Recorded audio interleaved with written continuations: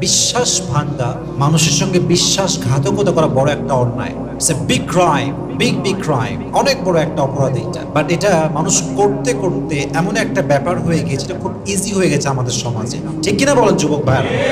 আমরা এটাকে কোনো অন্যায় মনে করি না।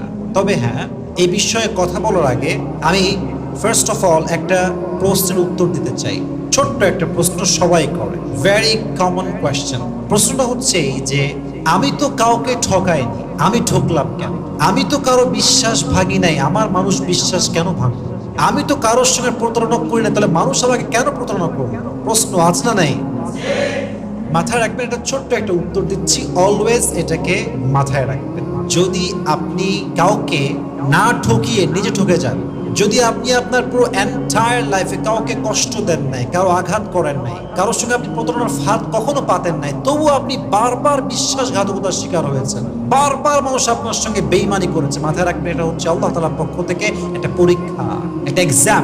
হি wants to see that how you face this exam, how you pass your exam. আল্লাহ দেখতে চায় যে আমার বান্দা আমার তো পরীক্ষায় পাশ করে কি করে না। তাহলে যে ব্যক্তি কাউকে ধোঁকা না দিও ধোঁকাবাজির শিকার হয়, যে ব্যক্তি কারোর সঙ্গে বেইমানি না করেও নিজে বেইমানির শিকার হয়, তাহলে বুঝতে হবে তাকে পরীক্ষা নিচ্ছে একজন। আওয়াজ দিয়ে বলেন তো তিনি কে? অতএব ডোন্ট কমপ্লেইন, অভিযোগ করবেন না যে আমার সঙ্গে কেন সব ধোঁকাবাজি প্রতারণা, আমার সঙ্গে কেন। মাথায় রাখবেন, আল্লাহ যাকে ভালোবাসে বেশি, আল্লাহ তাকে পরীক্ষাও করে বেশি। সুবহানাল্লাহ পড়ুন সবাই। আর একটা ছোট্ট একটা পার্ট এই কথারই, সেটা হচ্ছে যদি কারোর সাথে বিশ্বাসঘাতকতা হয়, বিশ্বাসঘাতকতা করার পরে আমি কাউকে ঠকিয়েছি বিধায় আমি ঠকেছি, আমি কারোর সঙ্গে প্রতারণা করেছি বিধায় আজকে প্রতারিত হয়েছি, এর মানে হচ্ছে এটা হচ্ছে আল্লাহ তাআলা পাপের শাস্তি দিচ্ছে, এটা আপনার জুলুমের বিচার হচ্ছে। অতএব দুই অবস্থাতেই আমরা ভরসা করব এক সত্তাকে। আওয়াজ দিয়ে বলেন তো তিনি কে? তবে সত্য কথা হচ্ছে যে প্রতারক যে হয়, চাই সে ছেলে হোক কিংবা মেয়ে হোক, তারা জীবনে কখনো তাদের পারিবারিক জীবনে সুখী হতে পারে না। কথা ঠিক কিনা বলেন যুবক ভাইয়েরা? মনে করেন ফর এক্সাম্পল, আমি সবাইকে বলছি কখনো একতরফা দোষ দিয়ে কথা বলা যাবে না। কখনো বলা যাবে না যে শুধু মেয়েরাই প্রতারক, বলা যাবে না। কখনো বলা যাবে না ছেলেরাই খুব বেশি প্রতারক, বলা যাবে না। তবে হ্যাঁ, আমি সবাইকে উইথ হাম্বল, বিনয়ের সাথে বলছি, উইথ ডিউ রেসপেক্ট বলছি, সম্মানের সাথে, আপনারা মেয়েদের সহজ সরল চেহারা দেখে বিশ্বাস করতে যাবেন না। সেই লেভেলের একটা বাস খেতে পারে, এটা হতে পারে কি পারে না যুবক ভাইয়েরা? উইথ ডিউ রেসপেক্ট বলছি, এটা মেয়েরাও স্বীকার করতে বাধ্য। কারণ মেয়েকে দেখে বোঝা বড় দায় যে সেই মেয়েটা আসলেই এক পুরুষকে ভালোবাসে। ঠিক কিনা বলেন? देख कर लगता है यार ये तो अभी के अभी जन्नत से भाग के आई है दुनिया में, जन्नत का हूर है, लेकिन दिल में क्या है ये हमें पता नहीं है मेरे दोस्त।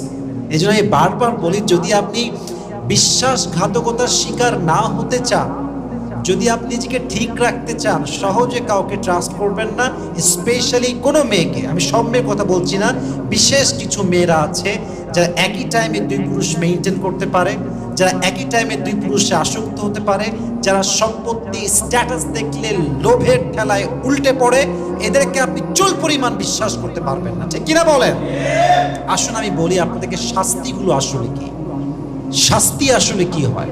যে প্রতারক, যে বিশ্বাসঘাতক, তার প্রথম শাস্তি হচ্ছে সে যদি মানুষের কাতারে পড়ে, সে যদি একজন মানুষ হয়, প্রকৃতপক্ষের মানুষ, তার ভেতরে সামান্য মনুষ্যত্ববোধ থাকে, সে তার জীবনে শুধুমাত্র এই বিশ্বাসঘাতকতার যন্ত্রণায় সে কখনো সুখ খুঁজে পাবে না। ঠিক কিনা বলেন যুবক ভাই?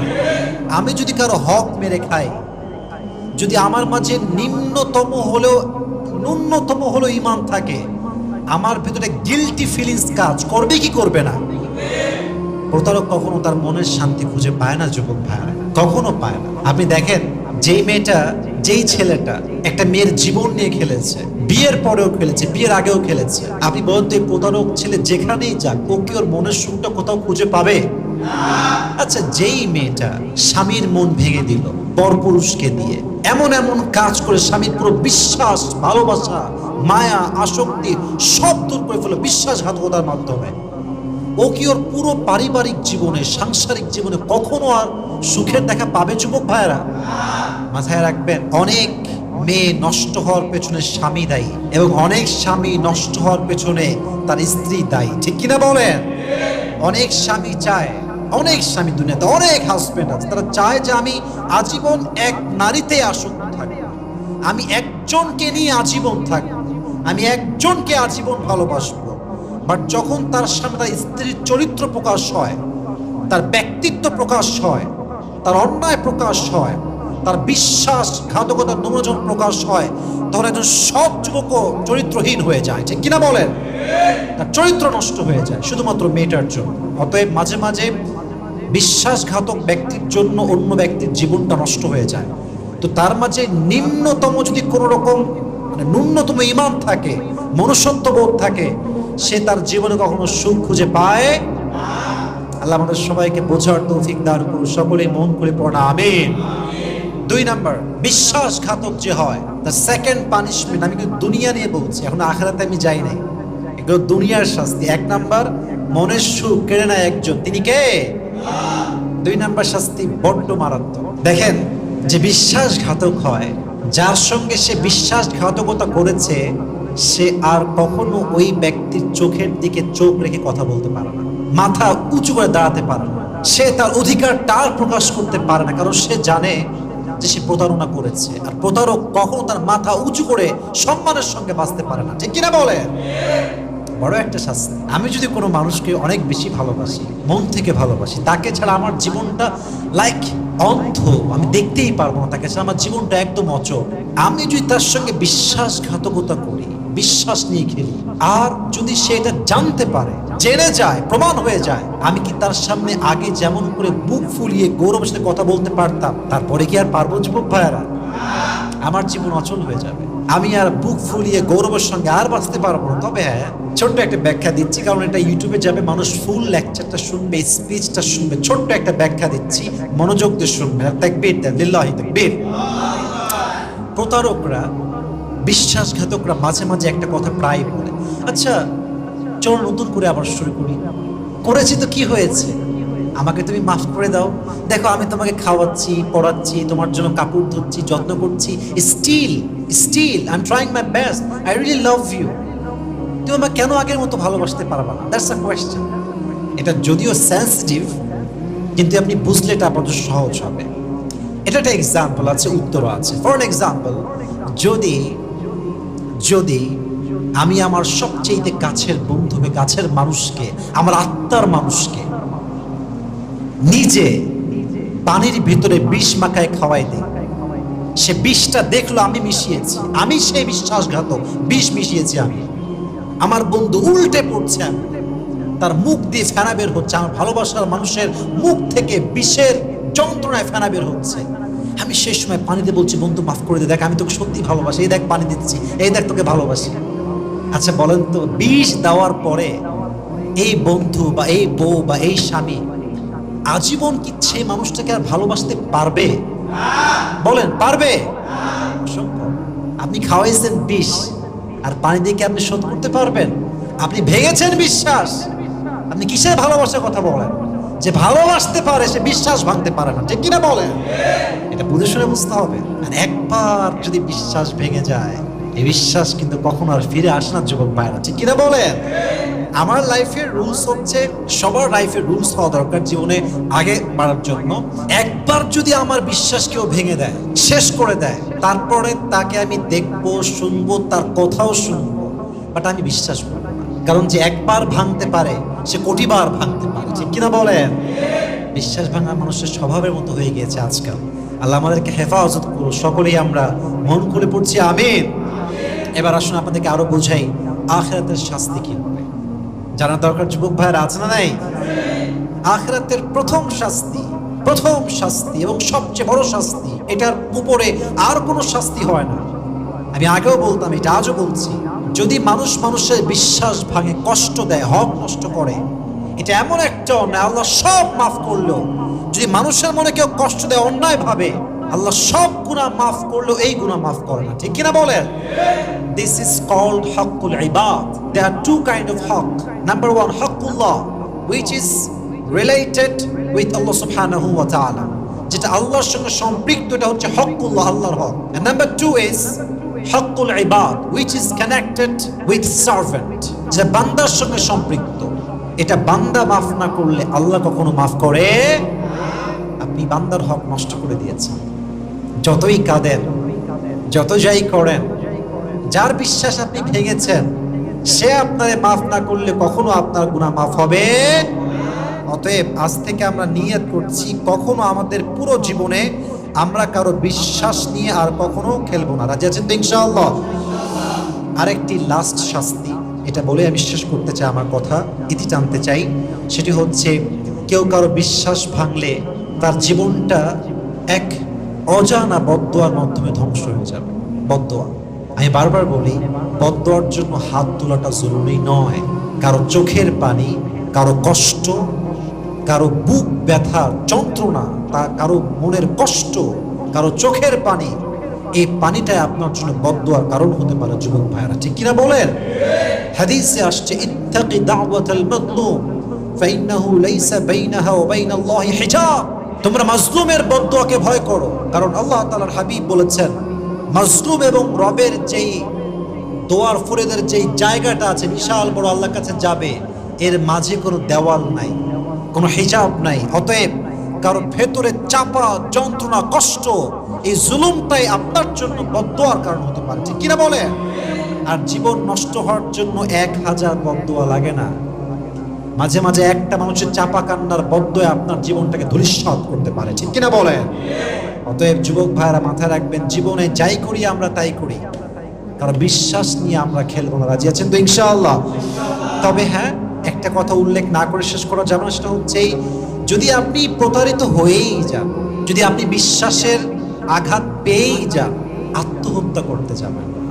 Never ever do it, please. This is my request for all the young people, for all the people. সবার জন্য আমার আবদার, অনুরোধ, মানুষ যতই আপনাকে ভাঙে, যত কষ্ট দিক, মেরে ফেলুক একদম কষ্ট দিয়ে, যন্ত্রণা আপনার বুকটা ফেটে যাক, আত্মহত্যা করবেন, সুইসাইড করতে যাবেন না। মাথায় রাখবেন, যে আত্মহত্যা করে সে পুরোটা জীবন জাহান্নামের মুখে ঠেলে দেয়, এবং যে আত্মহত্যা করে সে এতটা জঘন্য মেয়ে, সে এতটা জঘন্য ছেলে, আল্লাহ নবী বলেছেন তার জানাজায় অংশগ্রহণ করা যাবে, তার জানাজা পড়াই যাবে।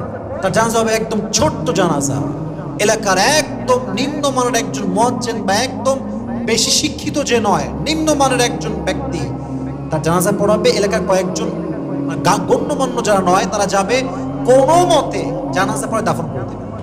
তার লাশের দাম 2 পয়সাও নাই। তাহলে বোঝেন যে আত্মহত্যাকারী ব্যক্তি কতটা নিকৃষ্ট হলে আল্লাহর হাবিব তার জানাজায় উপস্থিত হতে নিষেধ করেছেন। নাউজুবিল্লাহ পড়বেন না আপনারা সবাই? তাহলে আপনি কি করতে পারেন? বিশ্বাসঘাতকতা কেউ করলে আপনি শিক্ষা নিতে পারেন, নিজের জীবনটাকে সুন্দর করার জন্য শিক্ষা নিয়ে সামনে বাড়বেন। যে ঠকে বেশি, তার জীবনটা আগামীতে সুন্দর হয় বেশি। যারা এই জীবনে বড় কিছু করেছে, দেখবেন তারা সব বড় ধরনের ধরা খাইছে জীবনে। ধরা যত বেশি খাইছে, তার জীবনে উন্নয়ন দিয়েছে। একজন আওয়াজ দিয়ে বলেন তো, তিনি কে? অতএব আত্মহত্যা করা যাবে।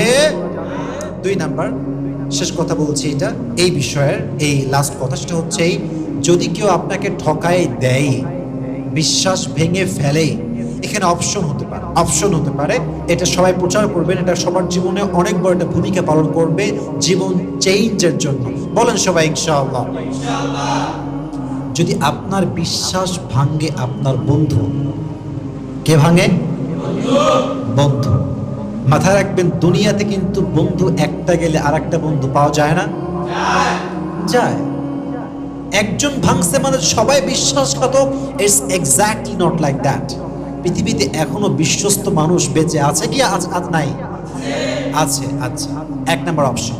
2 নাম্বার হচ্ছে, আপনার সঙ্গে বিশ্বাস ভাঙতে পারে আপনার স্বামী। মেয়েদের কাছে বলছি, বিয়ে করেছেন, দেখছেন যে আপনার স্বামী ওপেনলি মেয়েদের সঙ্গে প্রেম করতেছে, বাইরে ঘুরতেছে, তার রিলেশনশিপ আছে, আপনি জানেন, প্রমাণও আপনার কাছে আছে, বিশ্বাসঘাতকতার শিকার আপনি হয়েছেন। কি করবেন?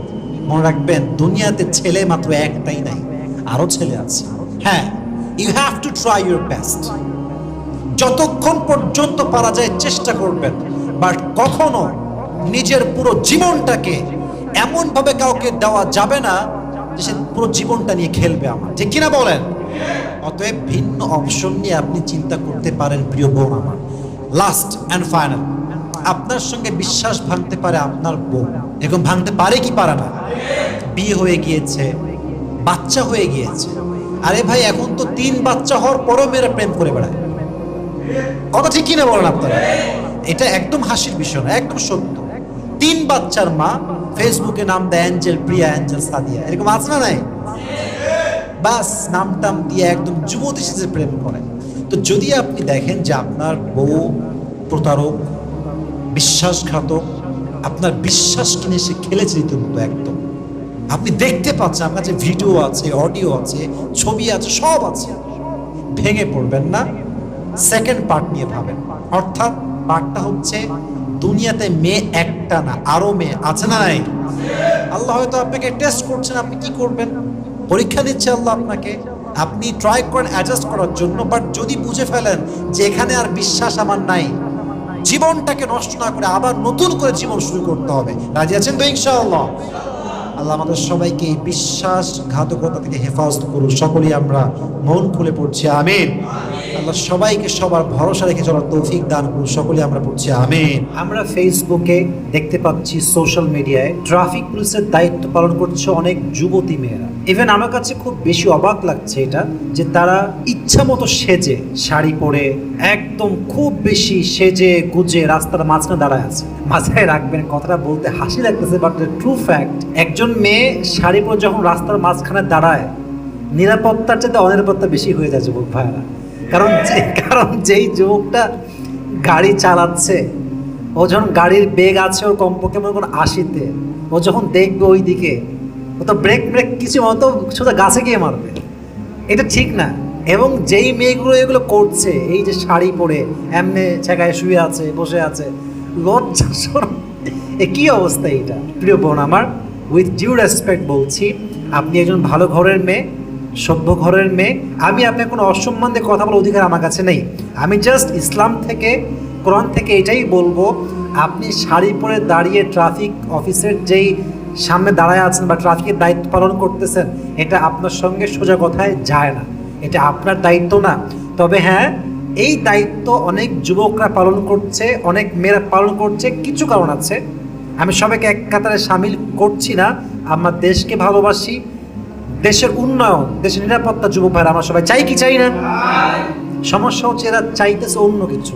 এরা চাইতেছে, বন্ধু ক্যামেরা ধর, কি করতেছে, বলছে আমি যখন গাড়ি থামাবো জাস্ট ওই সময় ক্লিক মারবি, ভিডিও করে টিকটকে, ফেসবুক কাঁপাই দিচ্ছে, তো দেশ আমার দখলে। এখন এটা হচ্ছে মেইন পারপাস না। দেশের উন্নয়ন আমাদের মূল উদ্দেশ্য, দেশের জনগণের নিরাপত্তা সুনিশ্চিত করা হচ্ছে আমাদের মূল উদ্দেশ্য। আমরা কোনো স্বার্থপর জাতি নই, ঠিক কিনা বলেন?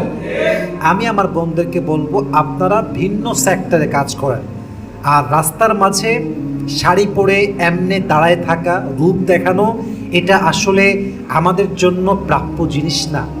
এটা বিশৃঙ্খলা তৈরি করছে। এবং অনেক যুবক লিখতেছে যে এইরকম মেয়ে আর কয়েকদিন থাকলে, কয়েকদিন পরে আমি রিক্সা নিয়ে রাস্তায় নামবো, খালি দেখার জন্য নামবো। এটা ঠিক না। প্রত্যেকটা মেয়ের অ্যাজ এ মুসলিম, হাসি না, অ্যাজ এ মুসলিম তার পর্দা ঠিক রাখার দরকার, যুবক ভাইয়েরা আছে না নাই? এবং আমি সমস্ত শিক্ষার্থীকে বলবো, যতক্ষণ পর্যন্ত ট্রাফিক পরিপূর্ণরূপে সোচ্চার না হচ্ছে আমাদের দেশের প্রত্যেকটা রোডে রোডে, আপনারা দায়িত্ব পালন করেন, পরিপূর্ণ দায়িত্বশীল আচরণ করবেন। কাউকে ধরে পরিপূর্ণ আটকায় রাখবেন না, বিরক্ত করবেন না, একটু পরপর চেক করবেন না। এখানে একটু সামনে আর একজন, সামনে আর একজন, একটা মানুষ তো বিরক্ত যে এত লোক কেমনে সামলানো যায়। একটা সিস্টেমে করেন, একটা পরিবেশ সুন্দর রেখে কাজ করা ট্রাই করেন।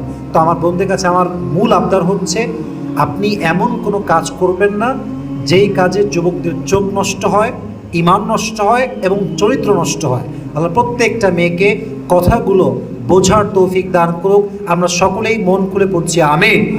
এবং শেষ কথা হচ্ছে, আমি কোনো মেয়ের বিরুদ্ধে নই, কোনো মেয়ের সম্মানের বিরুদ্ধে আমি নই। যখন কোনো মেয়ে রাস্তাঘাটে শাড়ি পরে এইভাবে ওপেনলি সৌন্দর্য দেখিয়ে, রূপ দেখিয়ে ট্রাফিকের দায়িত্ব পালন করছে, এতে লাভের চাইতে ক্ষতিটা বেশি হচ্ছে। এবং অনলাইনে ট্রল হচ্ছে, বাহিরের দেশের মানুষগুলো এগুলো ট্রল করছে। তো আমরা চাই নারীরাও কাজ করুক, শৃঙ্খলাবোধ বজায় রাখার জন্য নারীরাও কাজ করুক, বিভিন্ন সেক্টরে যাক, বাট পর্দা ঠিক রেখে, সমাজ ঠিক রেখে, আমাদের দেশের ইমেজ ঠিক রেখে আমাদেরকে কাজ করতে হবে উইথ ডিউ রেসপেক্ট। আমি বলছি আল্লাহ প্রত্যেকটা মা বোনকে, প্রত্যেকটা যুবককে বোঝার তৌফিক দান করুক। আমরা সকলেই মন করে বলছি আমি।